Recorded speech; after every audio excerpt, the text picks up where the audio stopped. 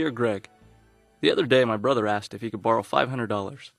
I told him it was no problem, but when I was leaving the house to go to the bank to withdraw the money, my wife asked what I was doing. When I told her, she got angry. She said we didn't have the money to spare, but that's not true.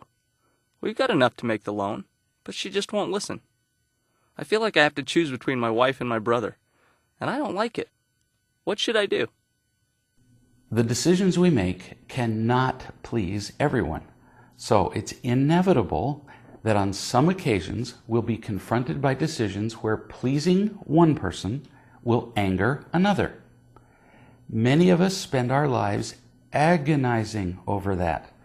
We believe we can make decisions that please everybody, and most of the time that simply isn't possible.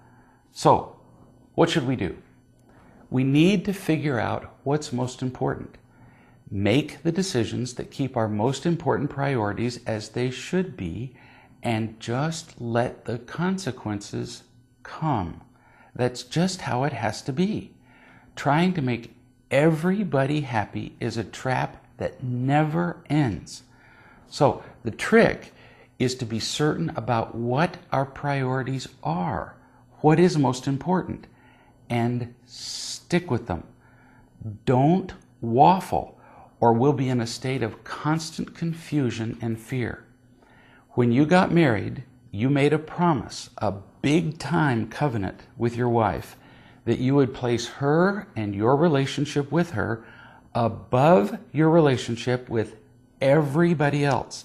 This is no small thing.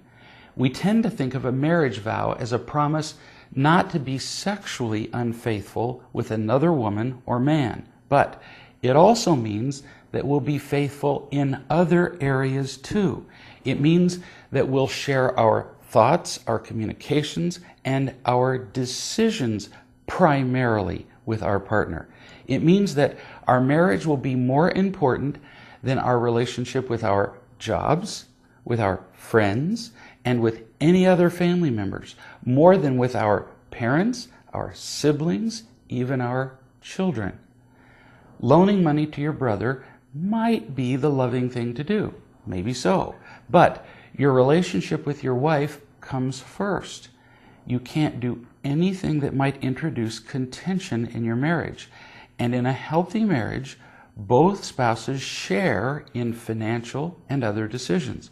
When you made the decision by yourself to give money to your brother, you were disregarding her right to participate in that decision. Understandably, she felt discounted and unloved by you. And she's probably reacting to your violating your marriage rather than whether you actually have the $500 or not. You made a definite mistake here. Tell your wife that when you agreed to your brother's request without talking to her first, you were wrong. Tell her that you would still like to make the loan to your brother, but you will not do that without her full agreement. Give her some time to think about it, and then talk about it again.